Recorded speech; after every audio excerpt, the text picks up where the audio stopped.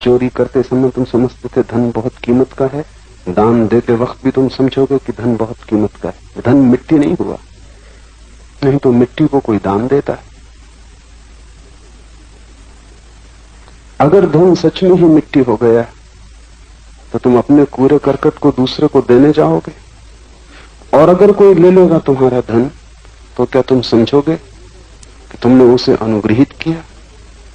क्या तुम चाहोगे कि वो तुम्हें लौट के धन्यवाद दे? अगर धन सच में ही व्यर्थ हो गया तो जो तुम्हारा धन स्वीकार कर ले तुम ही उसके अनुग्रहित होगे। तुम सोचोगे कि धन्य भाग मेरे, इस आदमी ने कचरा लिया, इंकार न किया। लेकिन दानी ऐसा नहीं सोचता। एक पैसा भी दे देता है तो उसका प्रतिकार चाहता है। एक मारवाड़ी की मृत्यु हुई, उसने सीधा जाके स्वर्ग के द्वार पर दस्तक दी और उसे पक्का भरोसा था कि द्वार खुलेगा, क्योंकि उसने दान किया था। द्वार खुला भी, द्वारपाल ने उसे नीचे से ऊपर तक देखा, क्योंकि स्वर्गों में कृत्यों की पहचान नहीं, व्यक्ति सीधे देखे जाते। और द्वारपाल ने पूछा कि शायद भूल से आपने यहां दस्तक दे दी। वो जो सामने का दरवाजा है नरक का, वहां दस्तक दे। मारवाड़ी नाराज हुआ, उसने कहा क्या खबर नहीं पहुंची? कल ही मैंने एक बूढ़ी औरत को 2 पैसे दान दिए, और उसके लिए 1 दिन पहले एक अंधे अखबार बेचने वाले लड़के को मैंने 1 पैसा दिया। जब दान का दावा किया गया तो द्वारपाल को खाता बही खोलना पड़ा। अपने सहयोगी को उसने कहा कि देखो वहां 3 पैसे मारवाड़ी के नाम लिखे थे। द्वारपाल चिंता में पड़ा, पूछा कुछ और कभी किया है? मारवाड़ी ने कहा और तो अभी इस समय कुछ याद नहीं आता। किया होता और याद ना आता? जिसको 3 पैसे याद रहे उसने किया होता और याद ना आता? खाता भी खोजा गया, बस वो 3 पैसे ही नाम लिखे थे। उन्हीं 3 पैसे के बल वो स्वर्ग के द्वार पर दस्तक दिया था अकड़ के साथ। द्वारपाल ने अपने साथी से पूछा क्या करें इसके साथ? उसके साथी ने खीसे से 3 पैसे निकाले और कहा इसको दे दो, कहीं सामने के दरवाजे पर दस्तक दो।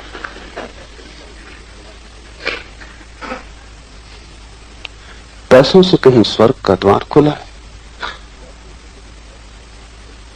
तुम चाहे पकड़ो पैसा और चाहे छोड़ो, दोनों ही हालत में मूल्य रूपांतरित नहीं होता। तुम चाहे संसार में रहो चाहे भाग जाओ, संसार का मूल्य वही का वही बना रहता है। तुम पीठ करो कि मुंह, यात्रा में बहुत भेद नहीं पड़ता जब तक कि तुम केंद्र से न बदल जाओ। आचरण नहीं, अंतस की क्रांति चाहिए, और जैसे ही अंतस बदलता है सभी कुछ बदल जाता है। ये सूत्र अंतस की क्रांति के सूत्र। एक एक सूत्र को अति ध्यानपूर्वक समझने की कोशिश करें।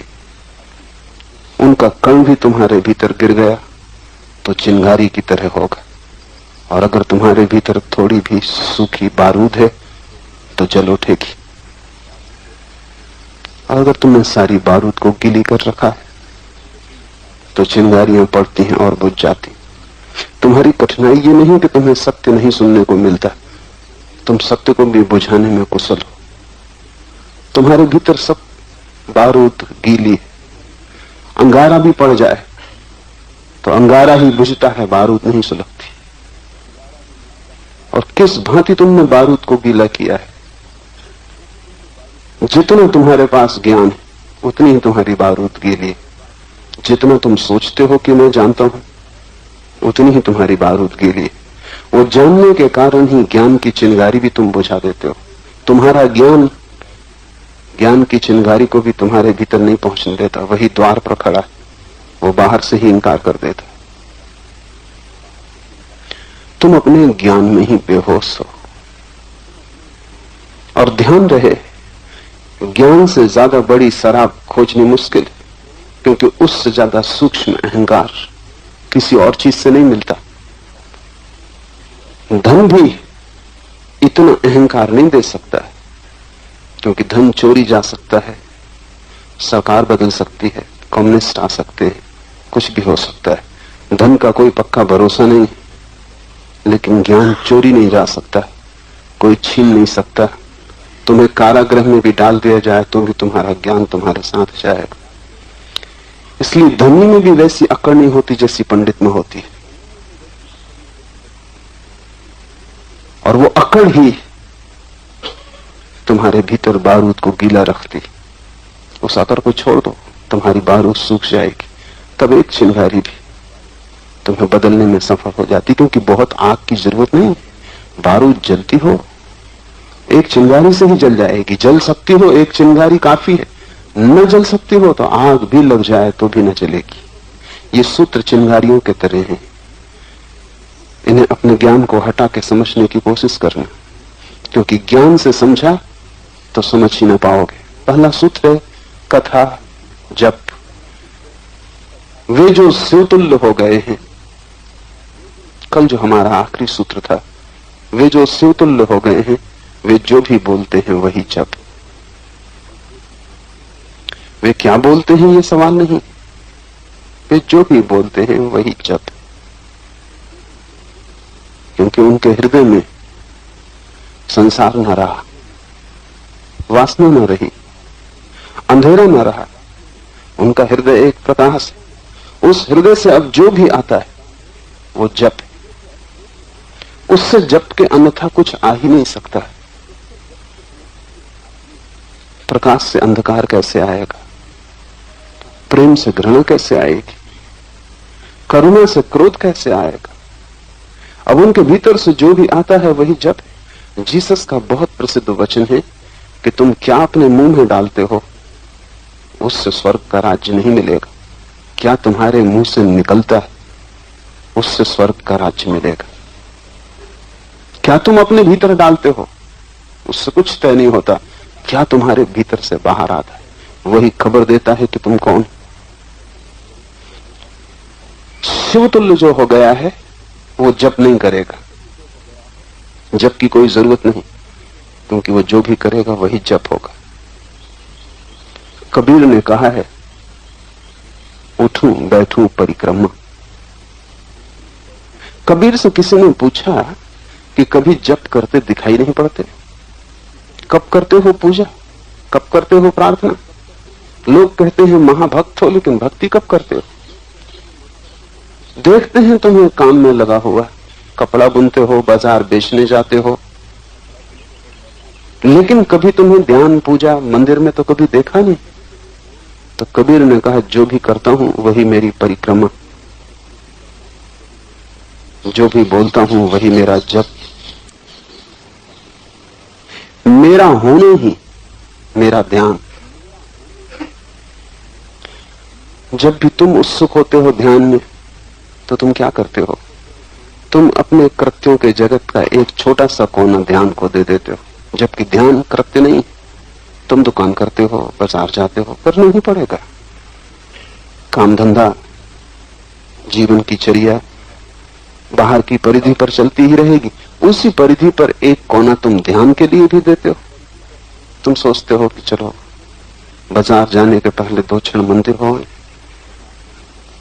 इस फर्क को ख्याल में लेना, तुम जो करते हो उसी में तुम ध्यान को भी जोड़ लेते हो, और 25 काम करते हो उसी में एक काम ध्यान। तुम्हारे संसार में 1000 व्यस्तताएं हैं, उसी में ईश्वर भी एक और व्यस्तता है। तब तुम ईश्वर से वंचित रह जाओगे। ईश्वर परिधि पर हो ही नहीं सकता। जहां दुकान है, बाजार है, काम है, वहां से ईश्वर का कोई संबंध नहीं। ईश्वर तुम्हारा अंतस्थल है, जहां तुम काम के जगत में नहीं है। वो तुम्हारा जहां सब काम विश्राम हो जाता है, सिर्फ तुम ही बचते हो, जहां कोई कर्ता नहीं बचता, जहां सिर्फ साक्षी बचता है, वही उसका घर है। ईश्वर तुम्हारे एक अंग को नहीं घेरेगा, वो महान विराट है। तुम पूरे ही उससे घिरोगे तो ही तुम्हें घेर पाएगा। तुमने अगर कहा कि कुछ थोड़ा समय तुझे भी देंगे तो तुम भटकोगे। जिस दिन तुम अपने को पूरा ही दे दोगे, इसका यह अर्थ नहीं कि तुम कोई काम ना कर पाओगे, तुम काम और भी भली भांति कर पाओगे, लेकिन तब तुम्हारे प्रत्येक काम में ईश्वर की धुन बजने लगेगी। तब वो तुम्हारे भीतर होगा, जैसे श्वास चल रही है।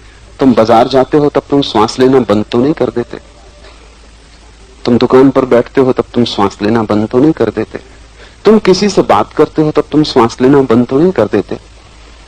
श्वास कृत्य का हिस्सा नहीं है, तुम सब करते रहते हो, भीतर श्वास चलती रहती।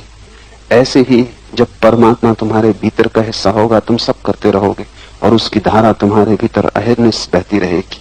तुम्हारे करने से उसकी कोई प्रतियोगिता नहीं, वो संसार का हिस्सा नहीं। करने से संसार बनता है, कृत्य से संसार बनता है। इसलिए हम कहते हैं जब तक कोई कर्म में जुड़ा है तब तक संसार में बना रहेगा। जब अकर्म को उपलब्ध होता है तब परमात्मा को उपलब्ध होता है। अकर्म का अर्थ है तुम्हारा अस्तित्व, जहां करने का कोई सवाल नहीं, जहां तुम सिर्फ हो, तुम्हारा होना मात्र, वहां से तुम जुड़ो।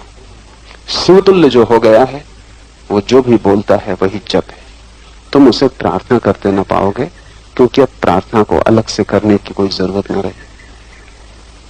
तुम उसे पूजा करते हुए न पाओगे, क्योंकि अब पूजा करने का हिस्सा न रही, अब वो स्वयं पूजा है।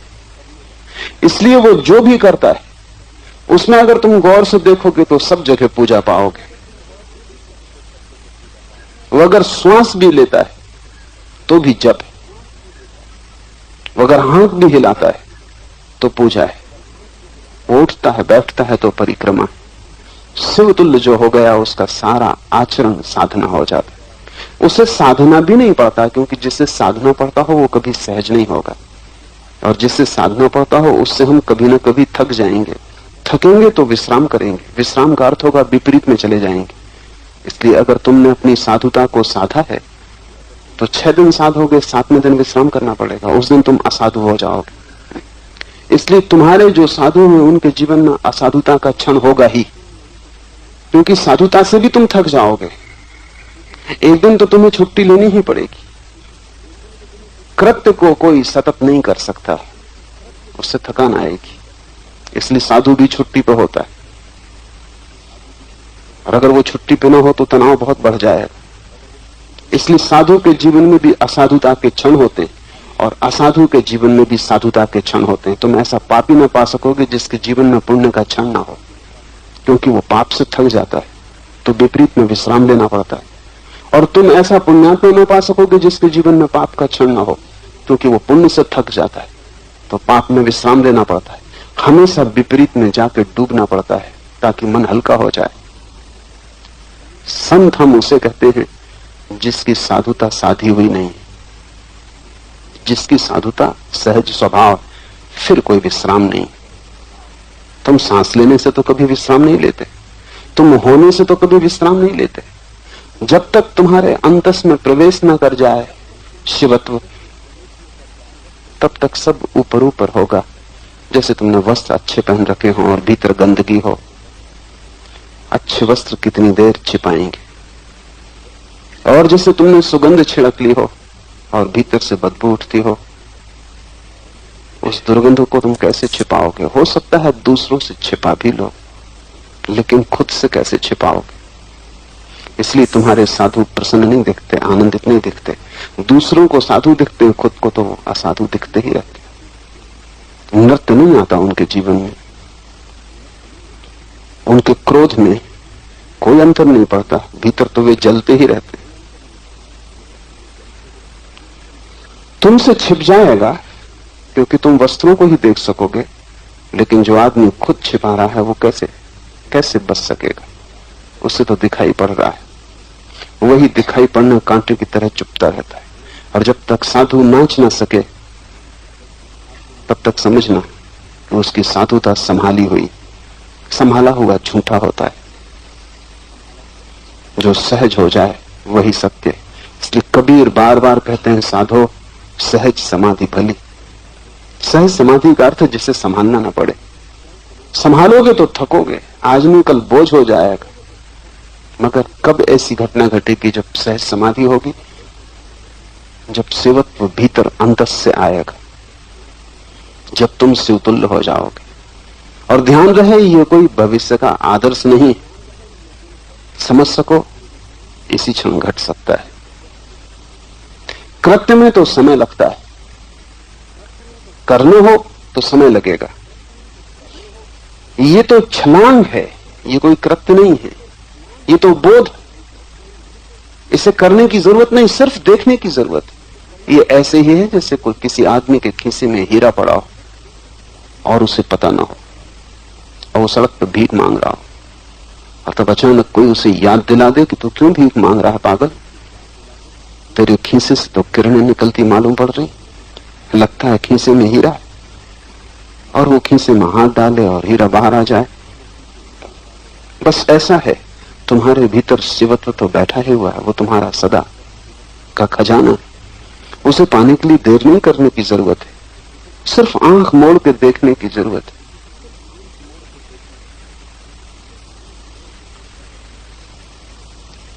अगर वो कहीं भविष्य में होता तो फिर कठिनाई थी, फिर समय लगता, जन्म जन्म लगते पहुंचते। वो तुम्हारे भीतर, इसलिए शिवत्व को पाना नहीं है, केवल आविष्कृत करना है, सिर्फ उघाड़ना है। जैसे कोई प्याज के छिलकों को उघाड़ता चला जाए, फिर क्या घटता है, एक एक छिलका निकलता है, दूसरा छिलका सामने आ जाता है। उघाड़ते ही चले जाओ, उघाड़ते ही चले जाओ, एक घड़ी आएगी जब सब छिलके निकल जाएंगे, सिर्फ शून्य हाथ लगेगा। ऐसे ही आदमी के ऊपर छिलके, और शिवत्व तो शून्य जैसा है। इन छिलकों को हम थोड़ा समझ लें तो उघाड़ने की आसानी हो जाए, तो तुम्हारा जीवन भी शिव जैसा हो जाए, तो तुम्हारा बोलना भी जप हो जाए। पहली परत क्या है? पहली परत शरीर की, और अधिक लोग इस पहली परत से ही अपने को एक मान के जी लेते हैं। वे ऐसे ही हैं जैसे किसी महल की सीढ़ियों पर बैठ के जी रहे हैं, उस सीढ़ियों को ही घर बना लेते। उन्हें पता ही नहीं कि सीढ़ियां घर नहीं है, सिर्फ घर तक पहुंचने का उपाय है। वो वहीं खाते हैं, पीते हैं, भोजन बनाते हैं, शादी विवाह करते हैं, बच्चे पैदा करते हैं, और उनके बच्चों को तो महल पता ही नहीं चलेगा, क्योंकि वो सीढ़ियों पर ही पैदा होंगे, वही उनका घर होगा, वे वहीं रहेंगे। वे कभी लौट के पीछे की तरफ देखते भी नहीं कि ये सीढ़ियां हैं और हम पोर्च में ही जीवन बिता रहे हैं। महल पीछे, वे कभी द्वार पर दस्तक भी नहीं देते, और जन्मों जन्मों से दस्तक नहीं दी है, द्वार करीब करीब जाम हो गया है। शायद द्वार दीवार जैसा ही लगने लगा है, अब कुछ पता नहीं चलता कहां द्वार है। पहली परत है शरीर की, और शरीर में ही तुम जी लेते हो एक तादाद में, जिससे लगता है कि मैं शरीर हूं। शरीर मेरा है, मैं नहीं, और मेरा कभी भी मैं नहीं हो सकता। जो भी मेरा है वो मेरे हाथ में हो सकता है, लेकिन मैं नहीं। तुम्हारा पैर कोई काट दे तो भी तुम न कटोगे, पैर ही कटेगा। तुम्हारा शरीर अगर होते तुम, तो पैर कट जाने पर तुम्हें लगता कि मैं अब कुछ कम हो गया, एक पैर कट गया उतना मैं कम हो गया। लेकिन पैर कट जाए, आंखें चली जाएं, कान खो जाएं, हाथ टूट जाएं, तुम्हारे पूरेपन में जरा भी अंतर नहीं पड़ता। शरीर अपंग हो जाता है, लेकिन तुम पूरे ही होते हो। इसीलिए शायद कुरूप से कुरूप आदमी भी भीतर अपने को कुरूप नहीं मान पाता, क्योंकि भीतर तो तुम सुंदर ही होते हो।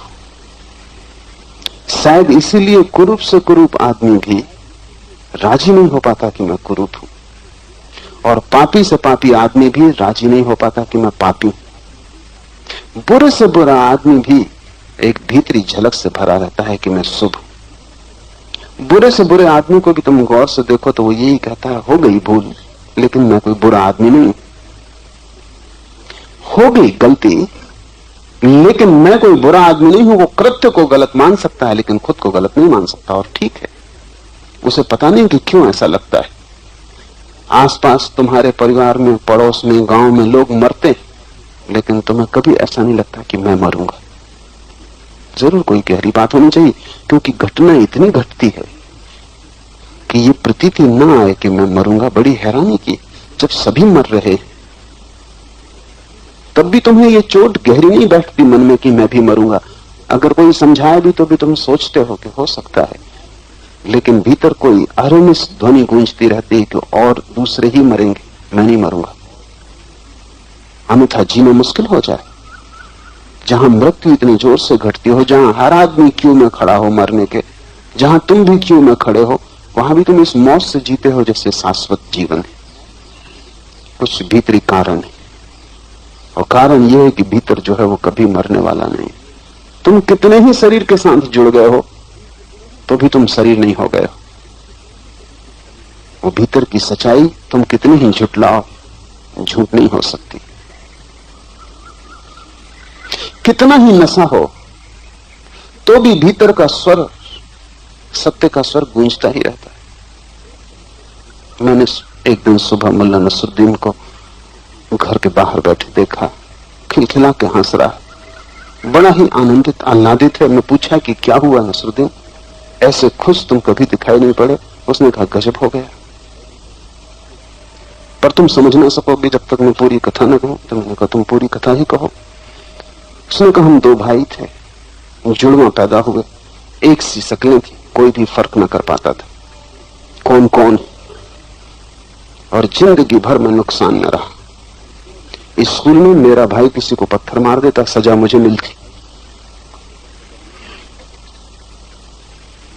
वो चोरी कर लेता, पकड़ा मैं जाता। घर में भी ये हालत थी, उपद्रव वो करके आता, मोहल्ले के लोग मुझे पकड़ के ले आते। और आखिरी तो उपद्रव तब हुआ कि एक लड़की से मेरा प्रेम था, वो उसको लेके भाग गया। तो मैंने कहा इसमें तुम इतने प्रसन्न क्यों हो रहे हो? नसरुद्दीन ने कहा कि लेकिन 7 दिन पहले सब हिसाब किताब चुकता हो गया, मैं मर गया और लोगों ने उसको दफना दिया।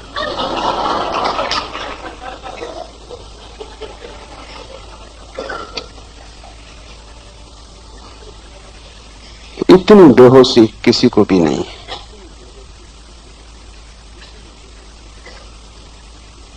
तुम कितने ही जुड़वा हो तो भी ऐसी भूल न हो सकेगी।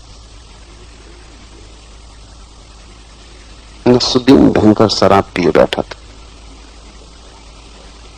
तुमने भी बड़ी शराब पी लगी बहुत जन्मों से, लेकिन फिर भी इतनी शराब कभी नहीं हो पाती कि तुम्हारे होश को पूरा डुबा दे। तुम्हारा होश उभर उभर के बाहर आ जाता है। कहीं तुम जानते ही हो भीतर कि तुम ना मरोगे। सब तथ्य कहते हैं कि मृत्यु घटेगी, फिर भी तुम भरोसा किए जाते हो कि मैं न मरूंगा। तुम ऐसे ही जीते हो जैसे सदा यहां जीना है, इसलिए बहुत सी भूलें होती। मजबूत मकान बनाते हो जैसे सदा यहां रहना। तुम्हारी भूलों में भी कहीं ना कहीं कोई सच्चाई की झलक होगी, नहीं तो ये भूलें बंद हो जाती। तुम मकान ऐसे बनाते हो जैसे सदा रहना। मजबूत दीवारें उठाते हो, पत्थर की नींव भरते हो, और तुम्हें पता नहीं कि कल मर जाना। और सब मरते हैं, तुम भी मरोगे, ये सीधा साफ गणित है। लेकिन फिर भी भीतर कोई शाश्वत है, इसलिए तुम्हारी हर स्थिति में उस शाश्वत की झलक पड़ती है। शरीर तुम्हारा है, तुम नहीं। शरीर में तुम हो, लेकिन शरीर ही तुम नहीं। शरीर पहली परत है जिससे तादात्म्य हो गया, उसके साथ तुम बहुत दिन तक रहे हो, जोड़ हो गया, जुड़मा हो, साथ साथ पैदा हुए। इसलिए तुम्हें भी भूल हो जाती है कि कौन कौन है, शकल पहचान नहीं पाते। और इस भूल को साथ मिलता है क्योंकि बाहर से देखने वाले केवल तुम्हारे शरीर को देखते हैं, तुम्हें नहीं देखते। वे तुम्हारे शरीर के चेहरे को तुम्हारा चेहरा मानते हैं, वे तुम्हारे शरीर की आकृति को तुम्हारी आकृति मानते हैं। और वे बहुत हैं, तुम अकेले हो। वे सभी तुम्हारे शरीर को ही तुम्हें मानते हैं। उन सबकी प्रतीति भी तुम्हें प्रभावित करती। अगर तुम्हारा शरीर कुरूप है तो वे कहते हैं तुम कुरूप, अगर शरीर सुंदर है तो वो कहते हैं तुम सुंदर हो, अगर शरीर बूढ़ा है तो वो कहते हैं तुम बूढ़े हो, शरीर जवान है तो वो कहते हैं तुम जवान हो। और उन सब की संख्या बड़ी है, तुम अकेले हो, वे बहुत। उन सब की प्रतीति भी तुम्हें इस भाव को गहराती कि तुम शरीर हो। उनमें से कोई भी तुम्हारी आत्मा को नहीं देखता। बड़ी पुरानी उपनिषदों में कथा है कि सम्राट जनक ने पंडितों की एक बड़ी सभा बुलाई, सभी आत्मज्ञानियों को निमंत्रण भेजे,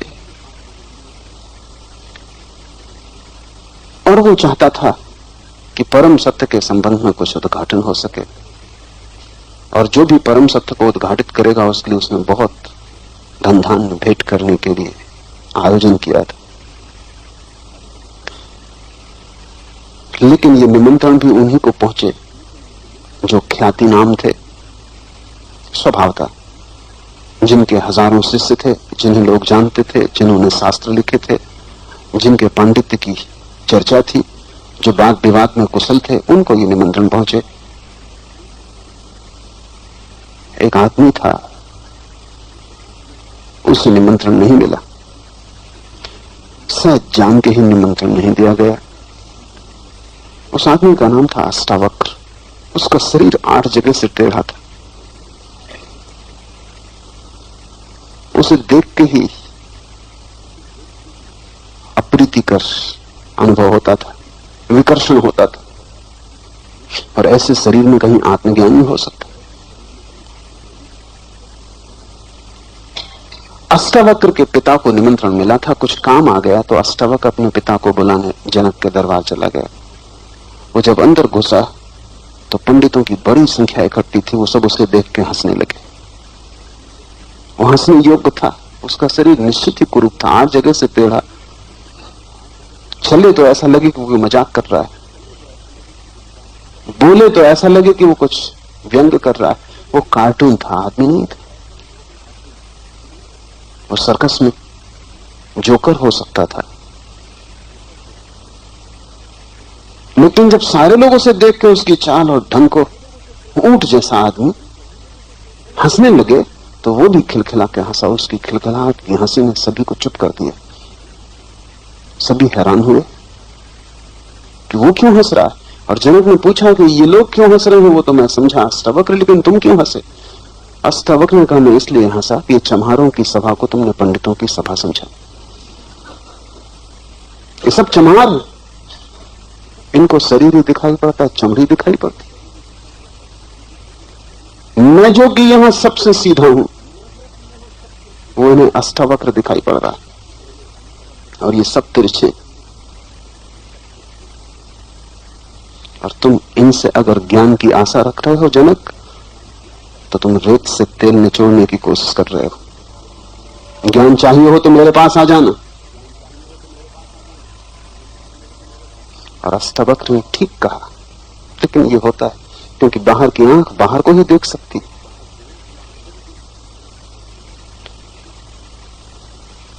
तुम भी बाहर की आंख से परेशान हो, क्योंकि सभी तरफ आंखें ही आंखें हैं, और वो सब तुम्हारे शरीर को देखती हैं। शरीर सुंदर हो तो तुम सुंदर, शरीर कुरूप हो तो तुम कुरूप, और उन सबका इतना शोरगुल है चारों तरफ, और उनकी धारणा मजबूत है क्योंकि बहुमत उनका है। तुम हमेशा अल्पमत हो, इकाई, और वे भी बहुत। उनसे अगर तुम हार जाते हो, आश्चर्य नहीं। तुम भी अपने को मान लेते हो कि मैं शरीर हूं, तो आश्चर्य नहीं। आश्चर्य तो तब होता है जब तुम इन लोगों की आंखों से बच पाते हो और पहचान पाते हो कि मैं शरीर नहीं हूं। समाज से मुक्त होने का यही अर्थ है। समाज से मुक्त होने का अर्थ हिमालय चले जाना नहीं। समाज से मुक्त होने का अर्थ है चारों तरफ भीड़ की आंखें तुमसे जो कहती हैं उससे मुक्त हो जाना। बहुत कठिन, क्योंकि जब सभी लोग एक ही बात दोहराते हैं तो निरंतर दोहराने से असत्य भी सत्य जैसे भासने लगते हैं। तुम कितने ही स्वस्थ हो, अगर पूरा गांव तय कर ले कि वो दोहराएगा कि तुम बीमार हो, जहां से तुम निकलोगे लोग कहेंगे कि तुम बीमार हो, तुम जल्दी ही बीमार हो जाओगे, क्योंकि ये महामंत्र हो जाएगा, ये सजेशन हो जाएगा। इतने लोग कह रहे हैं तो बचना बहुत मुश्किल होगा। सारी दुनिया कहती है कि तुम शरीर हो। आदमी ही नहीं, कंकड़, पत्थर, जमीन, आकाश सब कहते हैं कि तुम शरीर हो। एक कांटा भी चुभेगा तो आत्मा में तो चुभेगा नहीं, शरीर में चुभेगा। एक पत्थर कोई फेंक के मारेगा तो खून आत्मा से तो नहीं बहेगा, शरीर से बहेगा। कंकड़, पत्थर, कांटे, जमीन, आसमान सब कह रहे हैं कि तुम शरीर हो। इतनी बड़ी पुनरुक्ति को खंडित करना बड़ा कठिन है, और तुम अकेले हो। सबके खिलाफ तुम अकेले हो, क्योंकि तुम ही केवल भीतर हो, बाकी सब तुमसे बाहर। और उनके कहने में कुछ भूल नहीं है, क्योंकि उन्हें तुम्हारा शरीर दिखाई पड़ता है, परत दिखाई पड़ती, तुम्हारे पड़ोसियों को तुम्हारे घर की फेंसिंग दिखाई पड़ती, तुम्हारे घर का अंतः कक्ष नहीं दिखाई पड़ता। वो समझते हैं ये फेंसिंग ही तुम्हारा घर है। उनका समझना ठीक है, लेकिन तुम भी इसे मान लेते हो, वहां भ्रांति हो जाती। समाज से मुक्त होने का अर्थ है बाहर की आंखों का जो प्रभाव तुम पर पड़ रहा है उससे मुक्त होना। समाज की आंखों से जो मुक्त हो गया उसे साफ दिखाई पड़ने लगेगा, शरीर के भीतर मैं हूं लेकिन मैं शरीर नहीं। पहली परत को तोड़ना शुरू करो, धीरे धीरे इस स्मरण को प्रगाढ़ करो कि मैं शरीर नहीं हूं। इसे अनुभव में उतारो, सिर्फ दोहराने से न होगा। जब कांटा चुभे तब स्मरण रखना कि कांटा पैर में चुभा, पीड़ा पैर में होती, मैं देखने वाला हूं, कांटा मुझ में चुभ भी नहीं सकता, पीड़ा मेरे भीतर हो भी नहीं सकती, मैं सिर्फ जानने वाला प्रकाश हूं। इसलिए जब तुम अचेतन हो जाते हो तो कांटे की चुभन पता नहीं चलती। तो डॉक्टर को ऑपरेशन करना हो तो एनेस्थेसिया देता है, बेहोश कर देता है, फिर पैर काटे, हाथ काटे, पूरा शरीर काट डाले, टुकड़े टुकड़े कर दे, तो भी तुम्हें पता नहीं चलता। अगर तुम शरीर होते तो पता चलता, लेकिन तुम शरीर नहीं हो, तुम होश हो, और डॉक्टर ने होश और शरीर का संबंध तोड़ दिया, उसने तुम्हें बेहोश कर दिया। अब तुम्हारे शरीर के साथ कुछ भी किया जाए तुम्हें कुछ भी पता न चलेगा। जिन लोगों ने जीवन और मृत्यु पर गहरे प्रयोग किए हैं उनका अनुभव है, और मैं भी उनके अनुभव को गवाही देता हूं, कि जब तुम मर जाते हो तो तुम्हें 2-4 दिन तक पक्का पता नहीं चलता कि तुम मर गए हो। आमतौर से 3 दिन लग जाते हैं तुम्हें पता चलने में कि तुम मर गए, क्योंकि मृत्यु घटती है बेहोशी में, शरीर छूट जाता है बाहर का। लेकिन ठीक शरीर की आकृति का एक भीतरी शरीर है, तुम्हारा मनो शरीर, वो तुम्हारे साथ रहता है। 3 दिन लग जाते हैं कम से कम, ज्यादा भी लग जाते हैं। तब धीरे धीरे तुम्हें समझ में आना शुरू होता है कि तुम मर गए हो, अन्यथा तुम भटकते हो अपने घर के आसपास, अपने मित्रों के पास, पत्नी बच्चों के पास। 3 दिन तक आत्मा आसपास भ्रमण करती है, हैरान होती है कि मामला क्या हो गया, कोई मुझे देखता नहीं, कोई पहचानता नहीं। तुम द्वार पर खड़े हो और तुम्हारी पत्नी रोती निकल जाती, और तुम्हें पता नहीं चलता कि हो क्या गया, मामला क्या हो गया, क्योंकि तुम पूरे के पूरे हो, कुछ कमी नहीं हो गई। शरीर के हटने से कुछ भी कमी नहीं होती। जैसे कपड़े किसी ने उतार कर रख दिए, लेकिन कपड़े तुम उतार दो तो नग्न तुम खड़े हो जाओगे, क्या बदल गया, तुम तो वही रहोगे। और फिर इससे भी सूक्ष्म शरीर तुम्हारे साथ रहता है, यही आकार, यही प्रतीति, समय लग जाता है। मर के एकदम से तुम्हें पता नहीं चलेगा कि तुम मर गए हो। तिब्बत में बारदो नाम की प्रक्रिया है। मरते हुए आदमी को बौद्ध भिक्षु बारदो की प्रक्रिया करवाते हैं। जब वो मर रहा होता है तब वो उसे सब सुझाव देते हैं कि देख, अब तेरा शरीर छूट रहा, अब तू स्मरण से भर कि तेरा शरीर छूट रहा है, अब ये देह हट जाएगी, तू स्मरण कर, तू होश पूर्वक मर कि अब तेरे साथ जो देह है वो देह भौतिक देह नहीं, सूक्ष्म देह है, अब तूने शरीर छोड़ दिया, अब तेरे सामने विकल्प है कि तू किस तरह के गर्भ को ग्रहण करे। ऐसे सब सुझाव बारदो की प्रक्रिया में मरते हुए आदमियों को दिए जाते हैं। और तिब्बत में जितनी गहरी खोज मृत्यु के संबंध में की है, किसी दूसरी जाति ने नहीं की। आदमी मर रहा है और भिक्षु ये सुझाव दे रहा है। आखिरी क्षण तक जब शरीर छूट रहा है तब तक वो सुन रहा है भिक्षु। यहां आदमी मर जाएगा और भिक्षु बोले चला जाएगा। तुम कहोगे अब तुम किससे बोल रहे, अब बंद करो, आदमी तो मर गया। तो भिक्षु अभी बोले चला जाएगा, क्योंकि अब तुम्हें मर गया है आदमी, भिक्षु को अभी भी नहीं मर गया। और ये आदमी अभी भी सुन रहा है, क्योंकि इससे कोई फर्क नहीं पड़ता कि शरीर छूट गया, ये अभी भी सुन रहा है। और इसके अगले जन्म को प्रभावित किया जा सकता है कि कैसा गर्भ ग्रहण करे, और इससे इस जन्म के मोह और आसक्ति से मुक्त किया जा सकता है। और इन क्षणों में इस आदमी को पूरी याद दिलाई जा सकती है कि तू शरीर नहीं है, जो कि और किसी क्षण में याद दिलाना बहुत कठिन, क्योंकि अब ये पाएगा कि मैं हूं और शरीर अलग पड़ा है। भिक्षु कहेगा कि देख अब तू ऊपर और शरीर नीचे पड़ा है, गौर से देख, इसी शरीर के साथ तूने अपने को एक समझ रखा था, और अब तेरे मित्र परिजन इस शरीर को मरघट ले जाएंगे, तू पीछा कर, वहां तू इसे जलते देख, वहां ये राख हो जाएगा, फिर भी तेरे होने में रत्ती भर कमी नहीं पड़ती। स्मरण रखना इसको, आगे की यात्रा में दोबारा शरीर के साथ ग्रस्त मत होना। अगले जन्म में पहले ही क्षण से स्मरण रखना कि तू शरीर नहीं।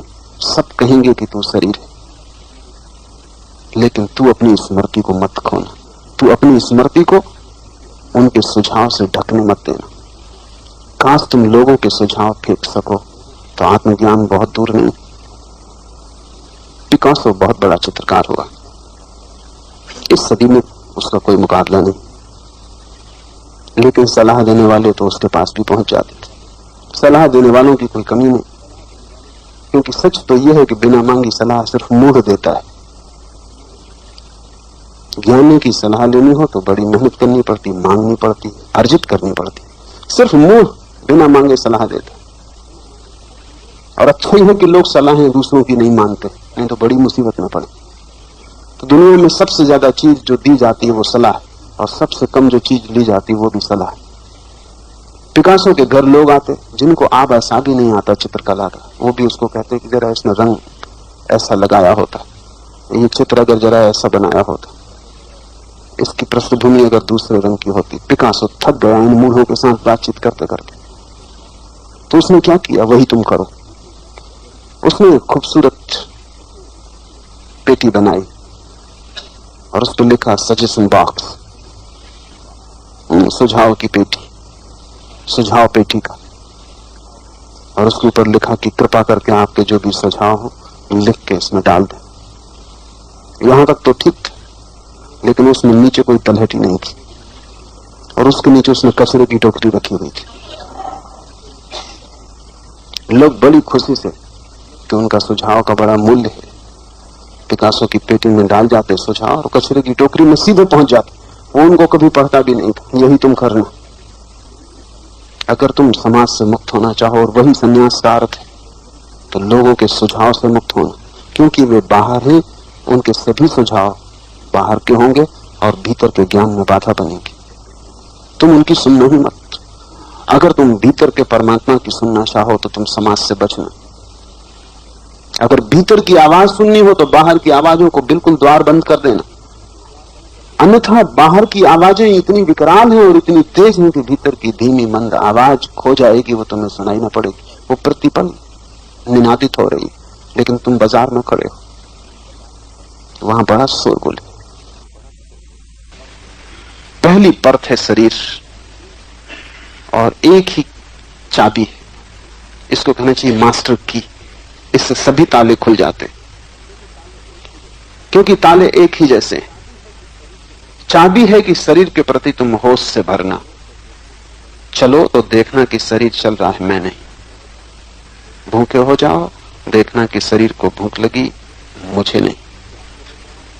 प्यासे हो जाओ, देखना कि प्यास शरीर में, मुझ में नहीं।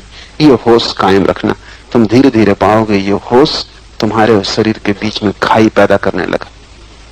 जैसे जैसे ये होश सघन होगा, फासला बड़ा होगा, और अनंत फासला है तुम में और शरीर में, अनंत दूरी है। जैसे जैसे तुम्हारा होश गहरा होगा, बीच का सेतु टूटेगा, संबंध विच्छिन्न होगा, और एक दिन तुम प्रगाढ़ रूप से देख पाओगे कि शरीर सिर्फ खोल,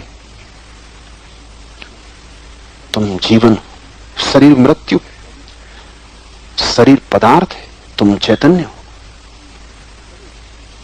शरीर अणुओं का खेल, अणुओं का जोड़ है, आज है कल नहीं होगा, परिवर्तनशील।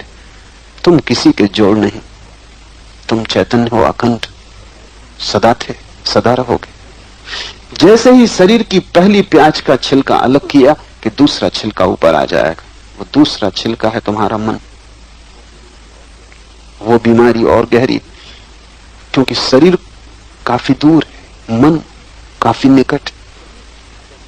शरीर अगर अणुओं का जोड़ है तो मन विचारों का। शरीर अगर पदार्थ है तो मन सूक्ष्म पदार्थ है। विचार भी सूक्ष्म ध्वनियां है, ध्वनि पदार्थ है। लेकिन विचार और भी करीब है। तुम उनसे ऐसे ग्रसे हो, कपड़े जैसे नहीं। शरीर अगर कपड़े जैसा है तो विचार चमड़े जैसे। तुम्हारी चमड़ी जैसे करीब है, कपड़े से ज्यादा करीब है, ऐसे विचार है। और उनसे छुटकारा और भी मुश्किल है, क्योंकि तुम्हें सदा ये भ्रांति रहेगी ये विचार तुम्हारे। तुम अक्सर लड़ते हो कि ये मेरा विचार है, और तुम अपने विचार को सही हो चाहे गलत, सही करने की कोशिश करते हो, सिद्ध करने की कोशिश करते हो, क्योंकि तुम्हें डर लगता है अगर तुम्हारा विचार गलत हुआ तो तुम गलत हो गए।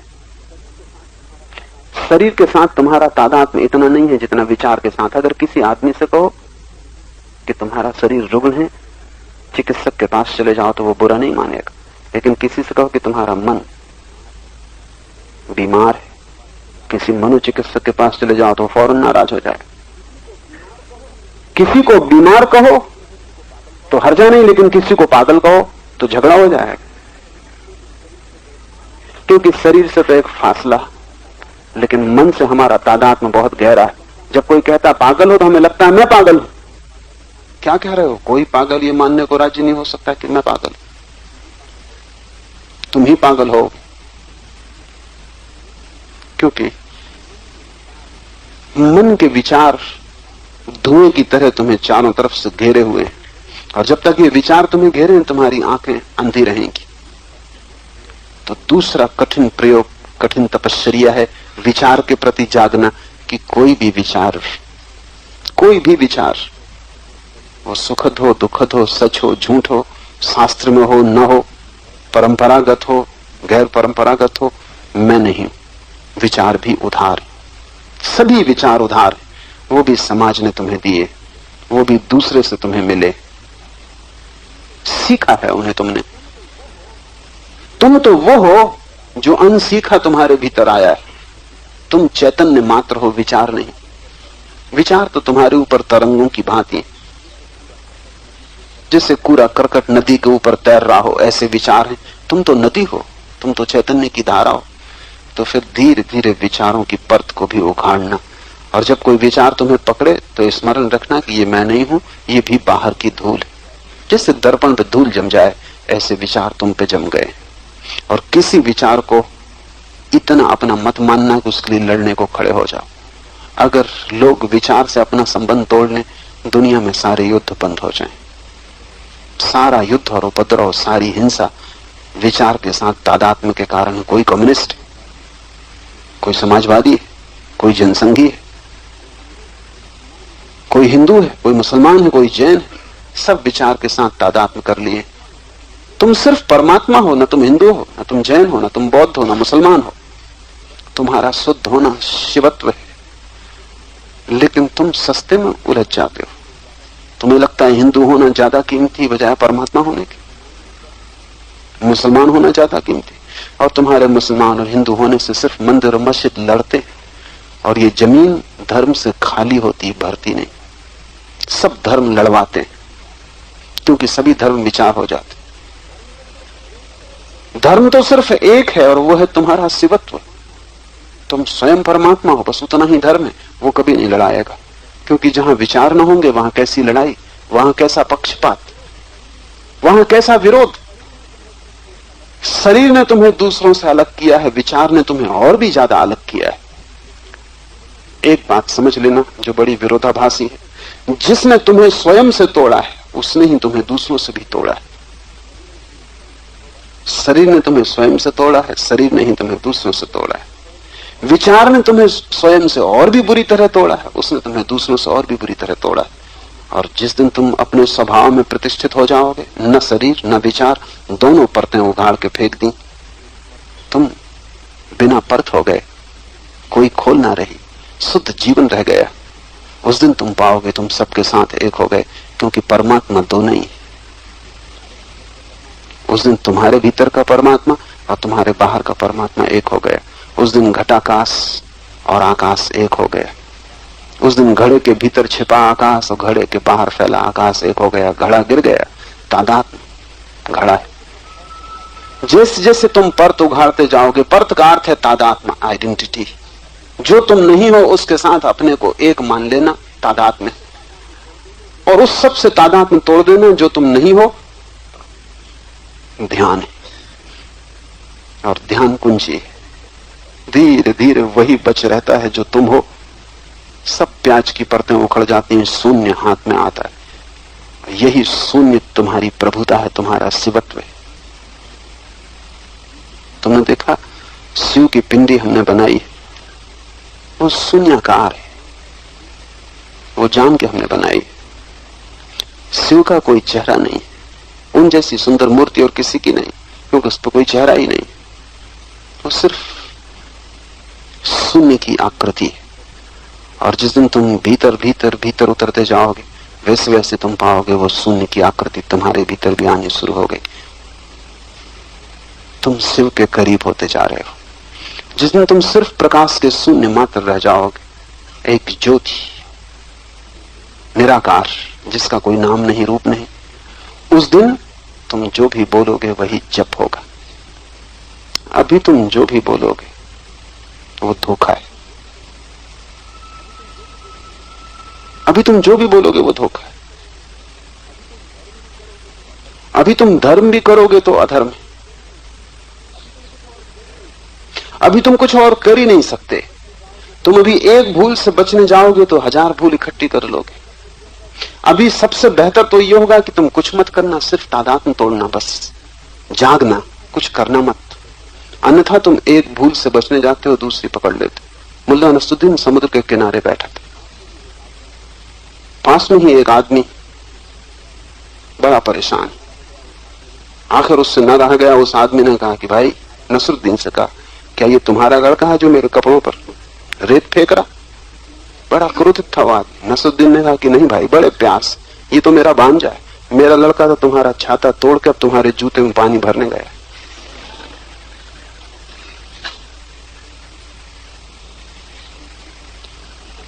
तुम इधर संभालोगे, उधर बिगड़ जाएगा। तुम अपनी भूलों से बचने के लिए जो कारण देते हो वो और बड़ी भूलें हो जाती। पुराने सम्राट अपने दरबारों में एक एक महामूर्ख रखते थे ताकि वो याद दिलाता रहे कि आदमी की बुद्धिमानी बहुत बुद्धिमानी नहीं है। एक सम्राट ने एक महामूर्ख को रखा हुआ था। एक दिन अचानक सम्राट दर्पण के सामने खड़ा था। महामूर्ख आया और उसने जोर से उछक के लात सम्राट की पीठ पे मारी तो वो दर्पण पे गिर पड़ा। सामान टूट गया, दर्पण भी टूट गया, लहूलुहान हो गया। सम्राट ने कहा, हद हो गई, मूर्ख मैंने पहले भी देखे लेकिन तेरा जैसा मूर्ख नहीं देखा। और ये तूने क्या किया? अगर तू जो तूने किया है इसको समझाने के लिए इससे भी बड़ी मूर्खता का कोई कारण नहीं बता सका तो फांसी लगवा दूंगा।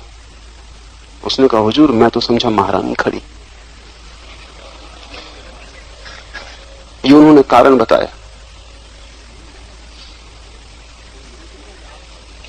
मैं ये नहीं समझा कि आप खड़े, मैं समझा कि महारानी खड़ी। सम्राट को उसे छोड़ना पड़ा क्योंकि कारण उसने और भी खतरनाक बताया। तुम जहां हो अंधेरे में खड़े हो, तुम एक भूल करते हो, उसे संभालने के लिए तुम जो भी कारण खोजते हो दूसरी भूल हो जाती। और ऐसा भूल का एक वर्तुल बन गया। दुकान से बचने के लिए मंदिर जाते हो लेकिन तुम मंदिर पहुंच नहीं पाते, मंदिर दुकान हो जाती, और भी बड़ी दुकान। इधर तुम बचते हो, उधर फंस जाते हो, क्योंकि कारण बाहर नहीं है, कारण भीतर। तुम अंधेरे में हो, तुम जहां भी जाओगे वहीं उपद्रव होगा खड़ा। मुल्ला नसरुद्दीन एक बार पकड़ गया, जेल खाने में पड़ा था तो मैं मिलने गया। पुराना संबंध, इसको देखाना जरूरी। मैंने पूछा कि नसरुद्दीन इतने समझदार होकर फंस कैसे गए? उसने कहा, क्या बताऊं, चोरी में फंस गया लेकिन अपनी ही भूल के कारण। पूछा, वो क्या भूल? उसने कहा, जिस सेठ के घर में घुसा 3 महीने उसके कुत्ते से दोस्ती लगाने में बिताए, और जब भीतर गया तो बिल्ली पे पैर पड़ गए। तुम जिंदगी भर ऐसे ही कुत्ते से दोस्ती करने में बिताते हो, बिल्ली पे पैर पड़ जाता। तुम्हारे पास आंख नहीं, तुम अंधेरे में यहां से वहां टटोलते घूम रहे हो। असली सवाल ये नहीं है कि तुम खोजो, असली सवाल ये है कि प्रकाश हो। अंधेरे में टटोलने से तुम कभी भी न पहुंचोगे। तुम प्रकाश हो जाए तो दरवाजा अभी देख लोगे और निकल जाओगे।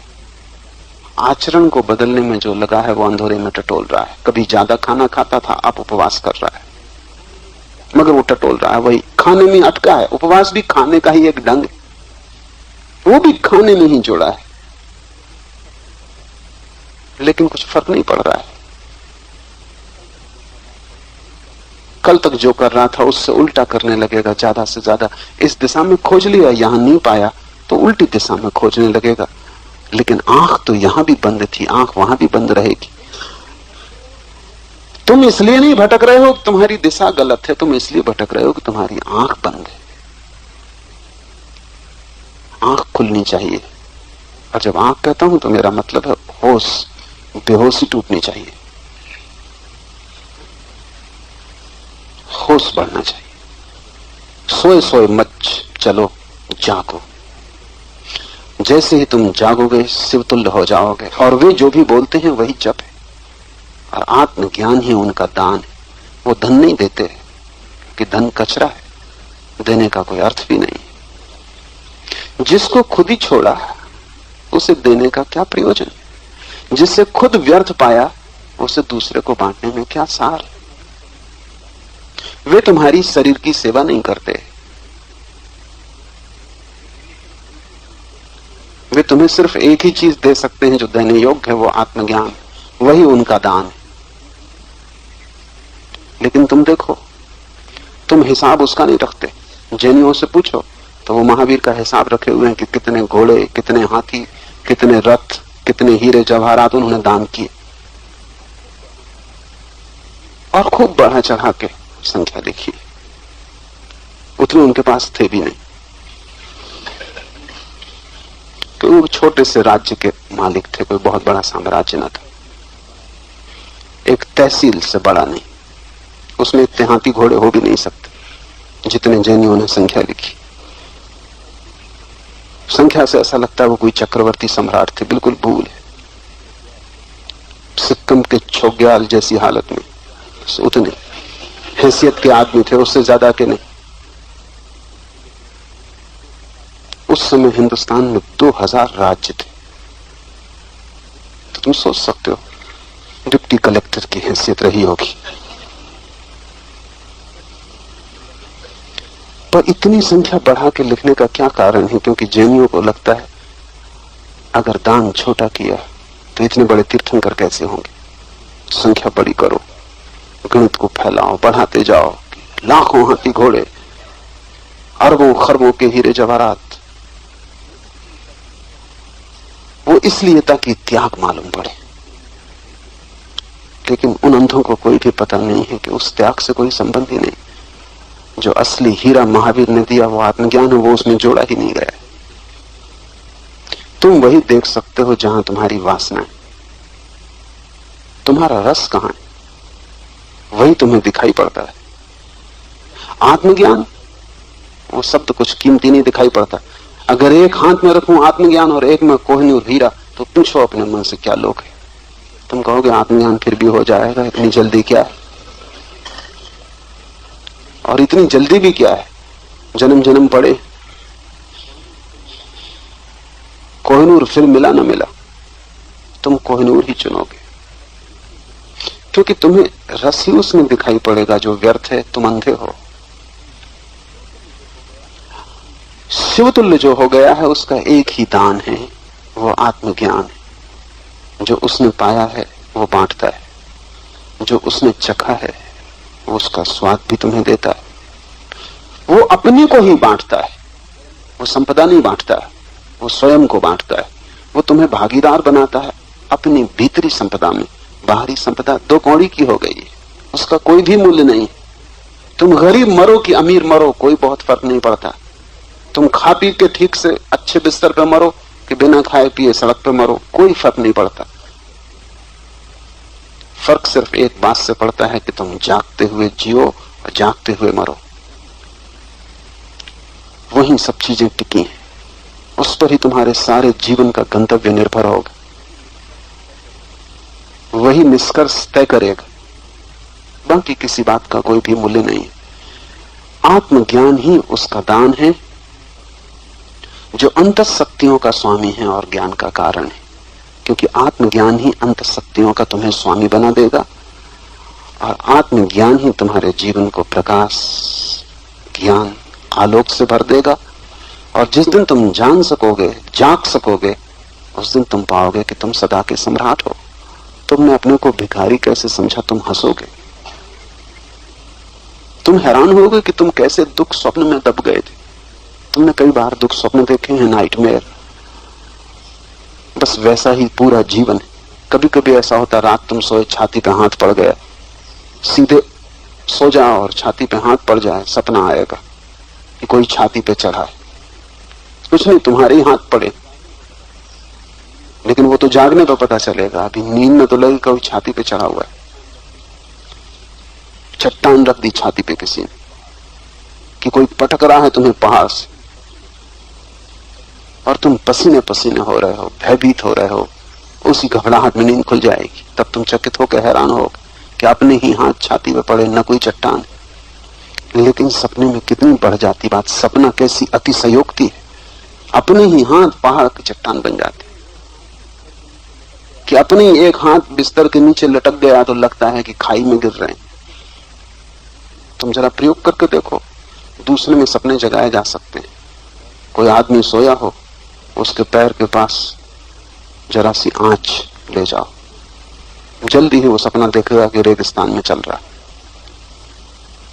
मरा जा रहा, पसीने पसीने हुआ जा रहा। या जरा सी बर्फ उसके पैर में चलाओ और वो समझेगा कि पहुंच गए एवरेस्ट पर। पैर गले जा रहे हैं, ठंड से मरे जा रहे हैं। तकिया ही रख दो उनकी छाती पर, शैतान बैठा है। उनका ही हाथ उनकी गर्दन में उलझा दो, फांसी लगी। मगर ये तो जागने पर पता चलेगा। सपना बड़ी अतिशयोक्ति। जब वो जागेगा तो हंसेगा कि मैं भी कैसा परेशान हो रहा था, व्यर्थ ही परेशान हो रहा था, वहां कुछ भी न था। एक जरा सा इशारा और मन भाग खड़ा होता है और न मालूम कितनी कल्पनाएं कर लेता। तुम जिंदगी में इतने दुख कभी नहीं पाते जितनी तुम कल्पना करते हो। वो बीमारियां कभी नहीं आती जिनको तुम सोचे बैठे रहते हो। वो दुख भी तुम पे कभी नहीं गिरते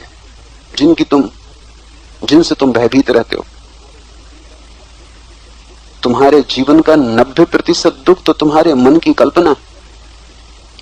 10% सही है, लेकिन 90% बिल्कुल कल्पना है। और 90% के कारण तुम इस 10% का हल नहीं कर पाते।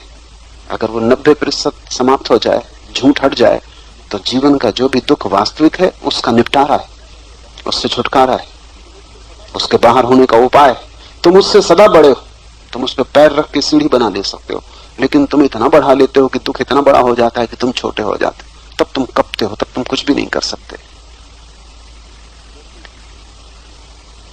जैसे ही भीतर के ज्ञान की किरण जगती है, दिया जलता है, तुम अपनी शक्तियों के स्वामी हो जाते हो और वही तुम्हारे ज्ञान का कारण। और ज्ञान अंतिम घटना है। ज्ञान का अर्थ है भीतर की आंख, देखने की क्षमता, आर पार देखने की क्षमता। तब जीवन में कोई दुख नहीं है, तब जीवन में सिर्फ आनंद है। तुम्हारे अंधेपन के कारण दुख है, तुम्हारी नींद के कारण तुम्हारा सपना दुखद हो गया है। होश किसी दुख को नहीं जानता, होश सिर्फ आनंद को जानता है। स्वशक्ति का परिचय अर्थात सतत विलास ही इसका विश्व है। जो व्यक्ति ज्ञान को उपलब्ध हो जाता है वो सतत अंतर्विलास में, वो सतत महासुख में।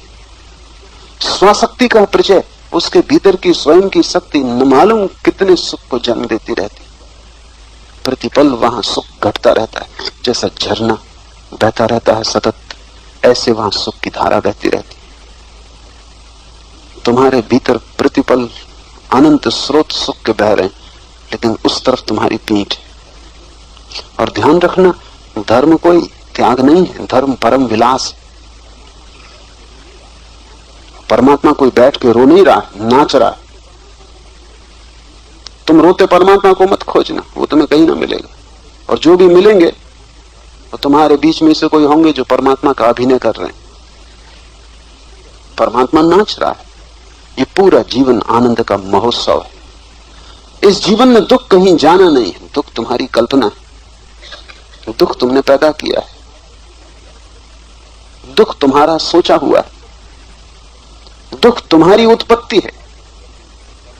और अंधा आदमी और कुछ कर भी नहीं सकता, वो जहां जाएगा वहीं टकराएगा। पर सोचता है वो ये कि सारी दुनिया मुझसे टकराने को तैयार खड़ी, कोई तुमसे टकराने को क्यों उत्सुक होगा? कोई दीवार को मतलब कि दरवाजे को कोई मतलब? अंधा आदमी जहां भी जाता है कहीं दीवार टकरा जाती, कहीं दरवाजा टकरा जाता, और अंधा आदमी सोचता है कि सारी दुनिया मुझसे टकराने को बैठी। आंख वाले से कोई नहीं टकराता, निश्चित कोई तुमसे टकराने को नहीं बैठा है। तुम ही अंधे हो, तुम ही टकरा जाते हो। तो दोष तुम दूसरे को देते हो, दोषी तुम स्वयं हो। उत्तरदायित्व तुम दूसरे पे फेंकते हो, तुम्हारे अतिरिक्त किसी का उत्तरदायित्व नहीं। ये वचन समझने जैसा है। स्वशक्ति का परिचय अर्थात सतत विलासी उसका विश्व। ऐसी स्थिति जब आ जाती है ज्ञान की, तो प्रतिपल आनंद ही फलित होता रहता है। वहां सिर्फ फूल ही लगते हैं, कांटे नहीं, और वहां अमृत ही बरसता है, वहां कोई मृत्यु नहीं, वहां दुख की एक किरण भी नहीं प्रवेश पाती। तुम्हारे भीतर महासुख का राज, उसकी ही तुम तलाश में भी हो, लेकिन खोज तुम बाहर रहे हो। खोज तो ठीक है, दिशा गलत है। आत्मज्ञानी तुम्हें दिशा देता है, वही उसका दान है। वो तुम्हें उस दिशा में ले जाता है जहां उसने पाया, वहीं तुम्हें ले जाता। आत्मज्ञानी तुम्हें समझाता नहीं, क्योंकि उसे समझाने का कोई उपाय नहीं। तुम्हारे हाथ को पकड़ के उस तरफ ले जाता है, लेकिन तुम इतने डरे हुए हो कि तुम किसी का हाथ पकड़ने से डरते हो। तुम समर्पण नहीं कर सकते, श्रद्धा नहीं कर सकते, किसी पर भरोसा नहीं कर सकते। तुम्हारे भय ने तुम्हें इतना सुरक्षित कर दिया है कि जो तुम्हें दुख के बाहर ले जाए, तुम सोचते हो शायद ये भी किसी झंझट में ले जाएगा। तुम इतनी झंझटों में पड़ते रहे हो कि अब तुम्हें झंझटें ही दिखाई पड़ती। आत्मज्ञानी के पास अगर तुम उसका हाथ पकड़ने को राजी नहीं हो, तो कोई उपाय नहीं कि वो तुम्हें दान भी कैसे दे। तुम्हें हाथ तो फैलाने ही होंगे, तुम्हें दान स्वीकार तो करना ही होगा। तुम अगर अपनी मुट्ठियां बांध के खड़े हो और तुम दान स्वीकार करने को राजी नहीं, तो आत्मज्ञानी भी तुम्हारे द्वार से बिना तुम्हें दिए लौट जाएगा। स्वसच्ची का प्रचय अर्थात सतत विलास ही इसका विश्व है, और वहां सतत विलास चल रहा है और तुम सतत दुख में हो। और वह स्वेच्छा से स्थिति और लय करता है। ये बड़ा कठिन है, समझना कठिन है, क्योंकि अनुभव से ही समझना आ सकता है। अनुभव नहीं तो समझ में नहीं आएगा, लेकिन फिर भी थोड़ा सा प्रत्यय बन जाए तो कभी सहयोगी होगा। जैसे ही कोई व्यक्ति स्वयं को जानने में समर्थ हो जाता है, वैसे ही एक अनूठी शक्ति, इस जगत में सबसे महान शक्ति, उससे बड़ा कोई चमत्कार नहीं, उसे उपलब्ध होता है। और वो चमत्कार ये है कि वो जब चाहे तब हो जाए और जब चाहे तब ना हो जाए, जब चाहे तब अस्तित्व में आ जाए और जब चाहे तब शून्य में खो जाए। जैसे तुम जगते हो और सोते हो, लेकिन वो भी स्वेच्छा से नहीं। सुबह नींद खुल गई तो तुम क्या करोगे? फिर सो नहीं सकते। रात नींद आती तो तुम जग नहीं सकते। जैसे तुम सोते हो और जगते हो, ऐसा ही आत्मज्ञानी स्वेच्छा से शून्य में जाता और पुण्य में आता। वो उसकी स्वेच्छा है, वो उसमें परतंत्र नहीं। अगर वो तय करे कि उसे शून्य में खो जाना है तो वो शून्य में खो जाता है। अगर वो तय करे कि उसे पूर्ण में रहना है तो वो पूर्ण में रहता है। बुद्ध के जीवन में उल्लेख है कि वे गए स्वर्ग के द्वार पर, द्वारपाल ने द्वार खोले, लेकिन वे पीठ करके खड़े हो गए। उन्होंने कहा जब तक अंतिम व्यक्ति मुक्त न हो जाए तब तक मैं द्वार पर रुकूंगा। जिस दिन आखिरी व्यक्ति प्रवेश कर जाएगा स्वर्ग के महासुख में, उस दिन उसके पीछे मैं प्रवेश करूंगा। ये कहानी बड़ी प्रीतिकर। इसका मतलब यह है कि जगत में दो तरह के आत्मज्ञानी हैं। सभी धर्मों ने उन दो तरह के आत्मज्ञानियों को समझा है। एक आत्मज्ञानी तो वो है जो अपने आत्मज्ञान हो जाने के बाद शून्य में लीन हो जाते,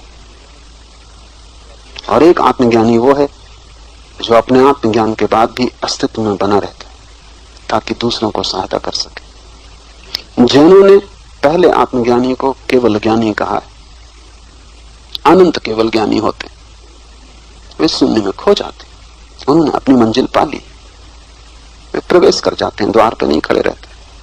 24 को जैनियों ने तीर्थंकर कहा। तीर्थंकर वे केवल ज्ञानी हैं जो द्वार पर खड़े रहते, जो दूसरे के लिए रास्ता बताते।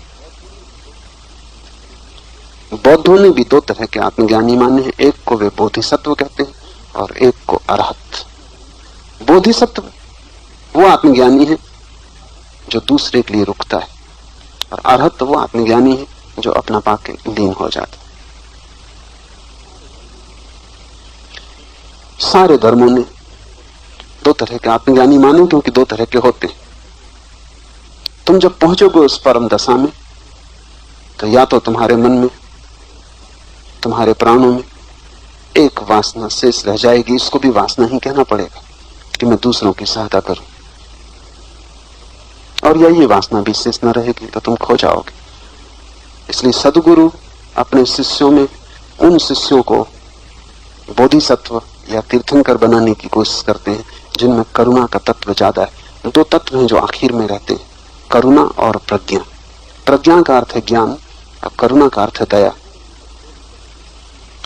और तुम्हारे भीतर दो ही तरह के व्यक्ति हैं, एक जिनके भीतर करुणा ज्यादा है और एक जिनके भीतर प्रज्ञा ज्यादा है। जिनके भीतर प्रज्ञा ज्यादा है वो तो सीधे शून्य में खो जाएंगे, उनको गुरु नहीं बनाया जा सकता। वे शिष्य रहेंगे और जिस दिन वे ज्ञान को उपलब्ध होंगे वे खो जाएंगे, वे गुरु कभी नहीं बनेंगे। जिनके जीवन तत्व में करुणा का भाव ज्यादा है वे गुरु बन सकते हैं, तीर्थंकर बन सकते हैं, बोधिसत्व बन सकते हैं। तो ये गुरु पर निर्भर करेगा कि वो अपने शिष्यों को तैयार करे।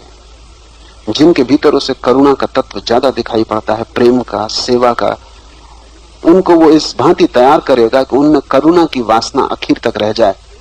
जब उनका ज्ञान फलित हो तो एक वासना उनके भीतर शेष रह जाए, करुणा की। जब उनकी नाव छूटने के लिए तैयार हो जाए तब एक खूंटी से रस्सी बंधी रह जाए, वो खूंटी होगी करुणा की।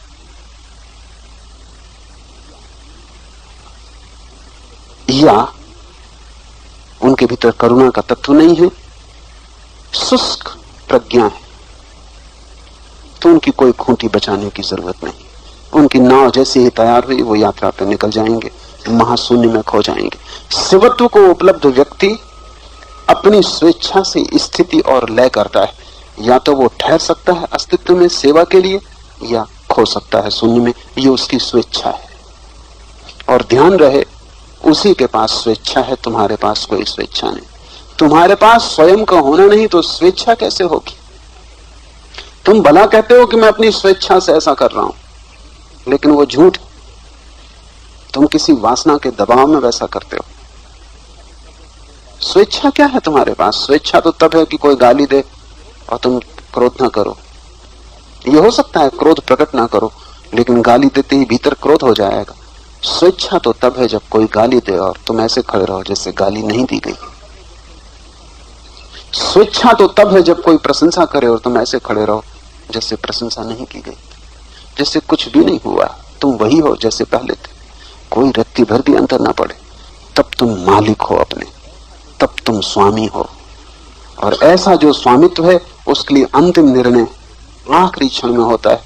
तो बौद्धों के दो धर्म हो गए इसी आधार पर। एक धर्म है हीनयान और एक धर्म है महायान। दो पंथ हो गए। हीनयान का अर्थ है छोटी नाव, उसमें एक ही सवार हो सकता है, ज्यादा लोग नहीं। वो अरहत की नाव है, वो बैठता है और अपनी यात्रा पर निकल जाता है। महायान का अर्थ है बड़ी नाव, वो बोधिसत्व की नाव है। वो बैठ भी जाए नाव में तो रुकता है ताकि और लोग भी सवार हो जाएं, फिर उसकी नाव जाए। कहना मुश्किल है कि दोनों में कौन ठीक है कौन गलत।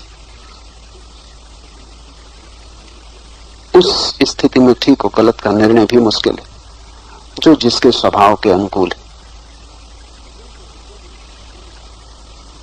जिनके हृदय में स्त्रीणता है वो बोधिसत्व हो जाएंगे, और जिनके हृदय में पुरुषत्व है वो अरहत हो जाएंगे। और दो तरह के हृदय हैं, इसलिए आखिरी क्षण में भी दो तरह के हृदय निर्णायक होंगे। या तो तुम्हारे पास पुरुष का हृदय है शुष्क प्रज्ञा, या स्त्री का हृदय है आर्द्र करुणा।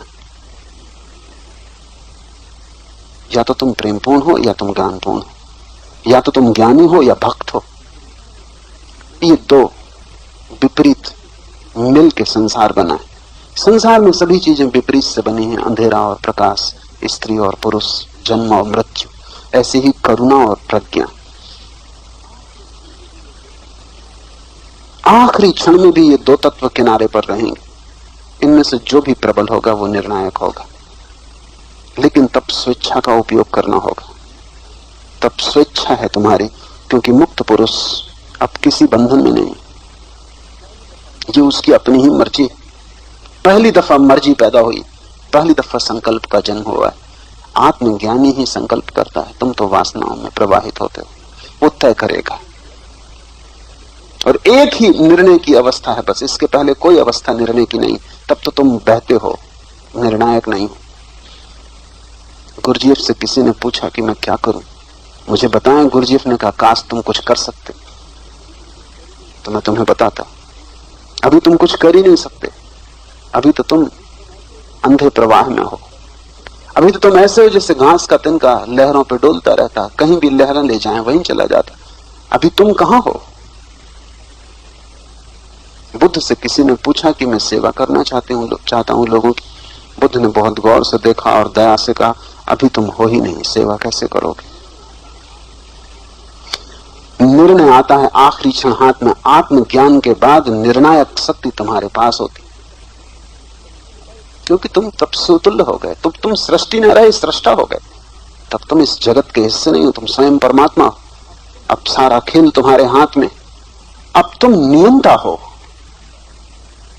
तब आखिरी निर्णय हाथ में आता है, वो ये है कि या तो तुम रुकना चाहोगे, अपनी नाव में और लोगों को सवार कर लो, तब तुम तीर्थंकर हो जाओगे, या तुम चिंता न करोगे, वो बात ही तुम्हें पकड़ेगी नहीं, और तुम सोचोगे हर आदमी अपना रास्ता खोजता है, अपने रास्ते से पहुंचता है, कौन किसकी नाव में सवार होता है।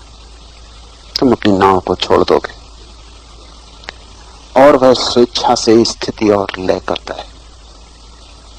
इसे ख्याल में रखना उचित है, क्योंकि इसको सुनते भी तुम्हारे भीतर ख्याल जगने लगेगा कि तुम्हें अगर निर्णय का मौका मिले तो तुम क्या करोगे। तत्क्षण जगने लगेगा, और वो जगना उपयोगी है, क्योंकि आखिरी क्षण वही बीज बड़ा हो जाएगा, वृक्ष बन जाएगा। आज इतना।